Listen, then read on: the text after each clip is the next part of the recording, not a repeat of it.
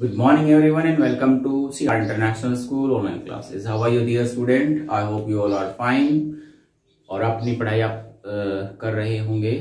बार बार आपसे एक ही बात बोली जाती है कि अपनी स्टडी को कंटिन्यू रखिएगा, बिकॉज हमारे पास बार बार वही बात है मेरे पास कि हमारे पास we don't have any other option.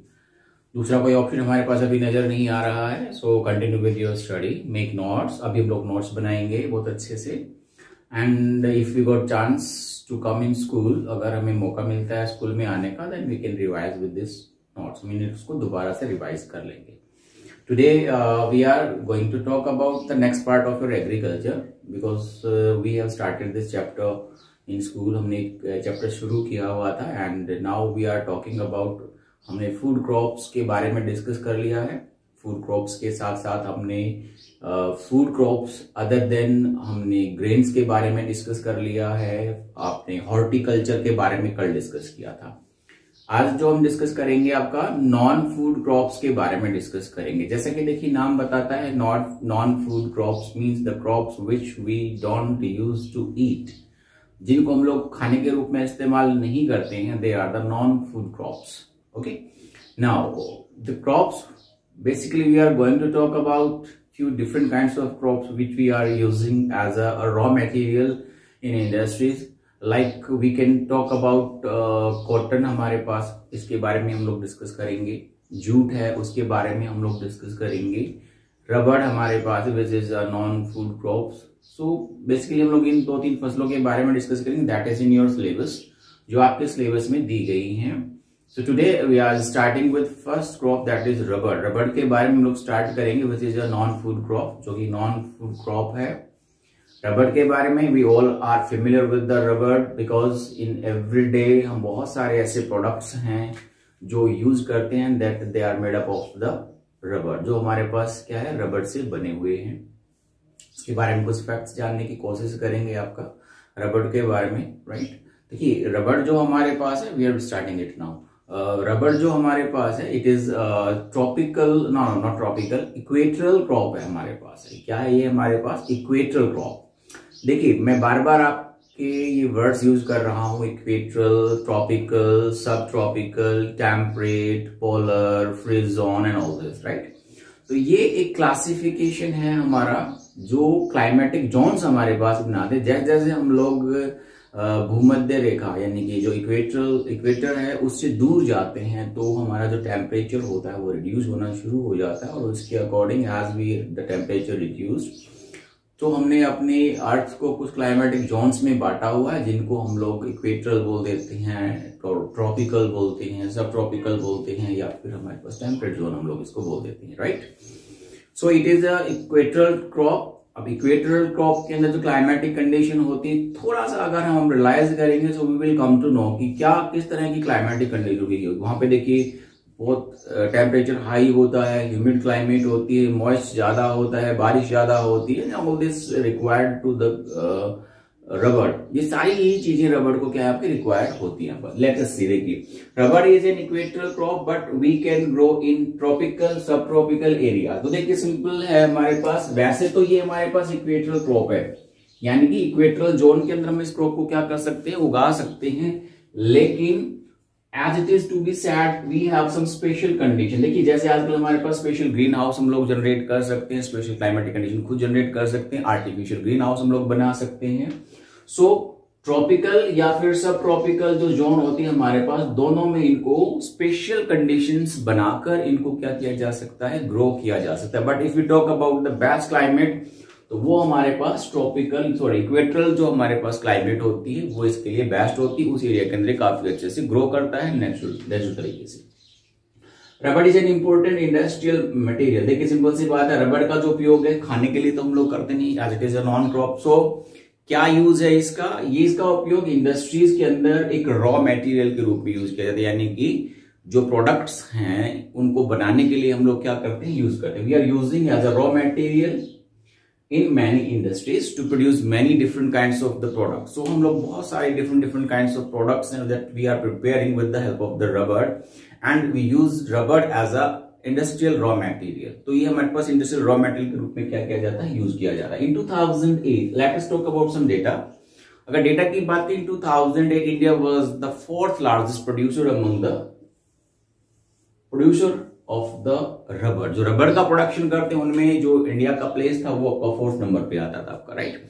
We have some climatic condition. अब इसको उगाने के लिए अच्छी क्रॉप है, if you want you try, because आप सब ट्रॉपिकल जोन में रहते हैं तो आप भी इस क्रॉप को क्या कर सकते हैं, ग्रो कर सकते हैं, but we need some special condition as we discussed. So क्या क्लाइमेटिक कंडीशन रिक्वायर्ड होंगी अगर आप इस क्रॉप को उगाना चाहें? तो we are starting with temperature. Temperature क्या है हमारे पास, भाई कितना टेम्परेचर चाहिए इस क्रॉप को उगाने के लिए? So we need, rubber is an equatorial crop. Equatorial crop है, जैसे मैंने आपको बताया, तो वहां पर टेम्परेचर हाई होता है तो इसको हाई टेम्परेचर चाहिए होता है। आपका हाई टेम्परेचर की रिक्वायरमेंट होगी, और अगर हम रेंजेस करते हैं आपका 25 से 30 डिग्री सेल्सियस के बीच में इसको टेम्परेचर की क्या होती है, जरूरत होती है। रेनफॉल की अगर हम बात करेंगे, वर्षा, जैसे इट रिक्वायर्स मॉइस्ट, यानी कि इसको क्या चाहिए, आपका मौसम में नमी भी होनी चाहिए, ह्यूमिड क्लाइमेट होना चाहिए। So it required rainfall more than 200 centimetre, अर्थात it means high rainfall more than 200 centimetre, 300-400 centimetre तक की रेनफॉल चाहिए होती है। And we can simply imagine such kind of rain found in India in which area. Now soil की बात करें, rubber slopes पे उगाते हैं, ढलानी वाले क्षेत्र उनके अंदर उगाते हैं। तो स्पेशली इंडिया के अंदर अगर हम बात करेंगे, it is concentrated with the Nilgiri की जो पहाड़ियां हैं उनसे कंसंट्रेटेड है। सो जो वहां पर जो मिट्टी पाई जाती है, मैंने आपको बताया था लेटराइट सॉइल वहां पर पाई जाती है। So it grows well into the laterite and the Lumi soil. Laterite और लूमी सॉइल उसमें बहुत अच्छे से क्या कहते हैं, ग्रो किया जा सकता है। मेजर प्रोड्यूसिंग स्टेट्स की अगर हम बात करेंगे तो इसमें केरला मेजर प्रोड्यूसिंग स्टेट है, केरला। उसके बाद हमारे पास कर्नाटका है, देन तमिलनाडु हमारे पास है, तमिलनाडु, आंध्र प्रदेश, उसके बाद अंडमान एंड निकोबार हमारे पास, not Andhra Pradesh sorry, Andaman and Nicobar island है। और इसके साथ साथ जो मेघालय की जो गारो हिल्स हैं वहां पर ये क्रॉप्स बहुत अच्छे से ग्रो की जा सकती है। So these are the some climatic condition required to grow the rubber को ग्रो करने के लिए हमारे पास एक क्लाइमेटिक कंडीशन की रिक्वायरमेंट है। Now let us start with the fibre crops. देखिए अभी हमने नॉन फूड क्रॉप्स में ही हमने पढ़ना है फाइबर क्रॉप्स। फाइबर क्रॉप्स का मतलब हो गया all the crops through which we get the fibre, जिनसे हमें धागा मिलता है, कपड़े बनाने के लिए हम लोग इस्तेमाल करते हैं, रेशा हमें प्राप्त होता है, तो वो हमारे पास फाइबर क्रॉप्स कहलाती हैं। बेसिकली हम लोग इंडिया के अंदर 4 जो बड़ी फसलें उनके बारे में डिस्कस करेंगे। फर्स्ट जूट के बारे में हम लोग डिस्कस करेंगे, which is to be known as the golden crop, golden fibre के नाम से जानी जाती है। कॉटन के बारे में डिस्कस करेंगे, which is the origin of India. ऐसा माना जाता है कि कॉटन का ओरिजिन होम जो है वो आपका इंडिया है।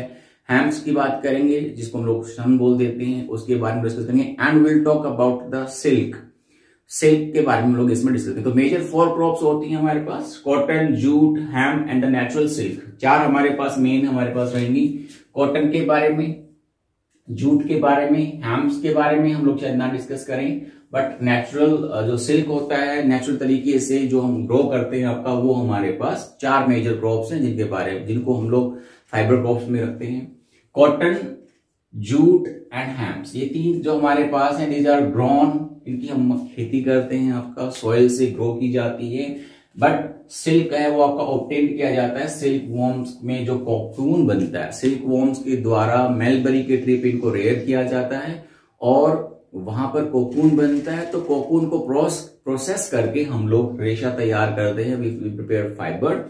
तो वो हमारे पास सिल्क वॉर्म से हमारे पास यूज किया जाता है। So production of silk worm, silk with silk worm, तो एक सेरीकल्चर, जैसे मैंने आपको बोला था कि सिल्क का प्रोडक्शन करना सिल्क वॉर्म्स के साथ, वो क्या कहलाता है हमारे पास, सेरीकल्चर कहलाता है हमारे पास, ठीक है। तो कई बार डेफिनेशन के बारे में पूछ लेते हैं, व्हाट इज सेरीकल्चर। सेरीकल्चर का production of the silk with silk worm, silk की हेल्प से हम लोग जो सिल्क वॉर्म बनाते हैं उसको हम लोग क्या कहते हैं, आपका सेरीकल्चर कहते हैं। तो in this we are just going to start very first cotton. Cotton के बारे में लोग बात करेंगे, हम सब इसके बारे में अवेयर, हम सबको पता है। कपास हमारे एरिया में भी उगाया जाता है, हरियाणा में भी उगाया जाता है, पंजाब में भी उगाया जाता है।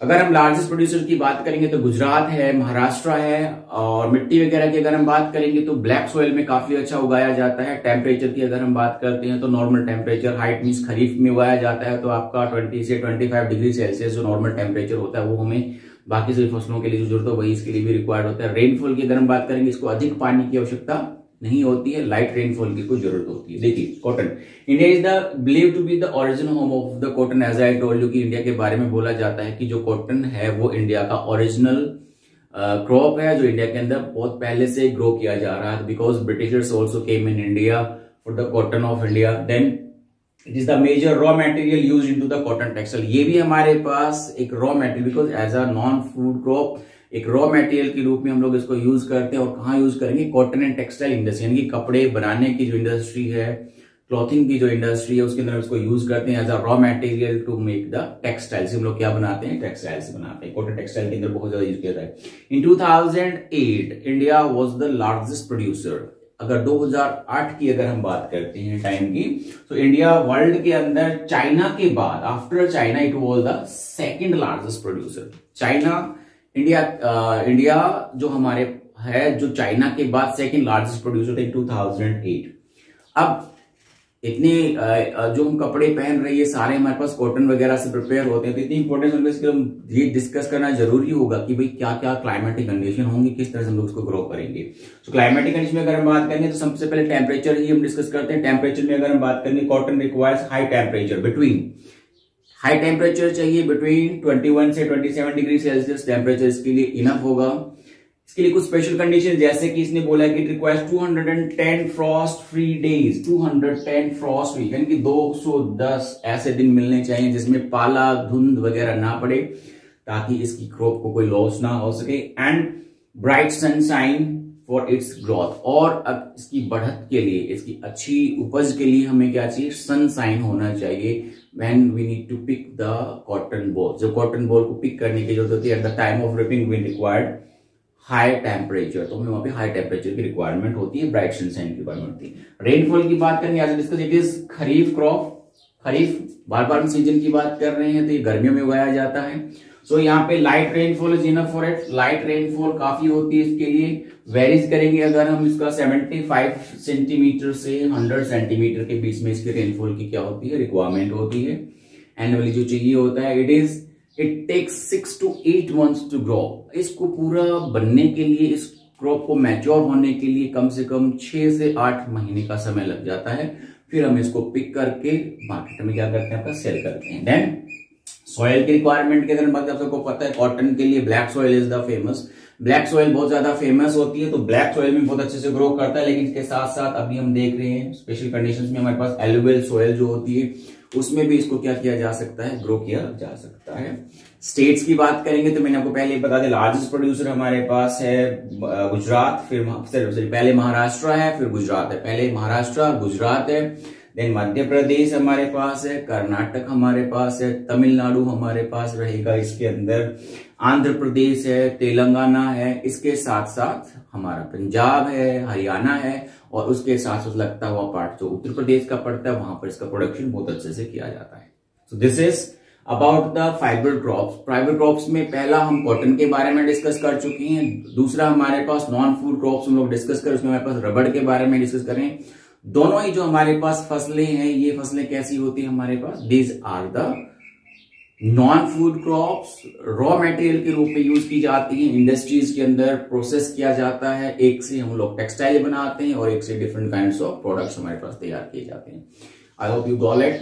आपको ये सब सारी चीजें समझ में आ गई होगी। अगर आपकी कोई क्वेरी होती है, so you can WhatsApp me, I answer your question. That's all for the day. See you tomorrow, next time, bye, see you.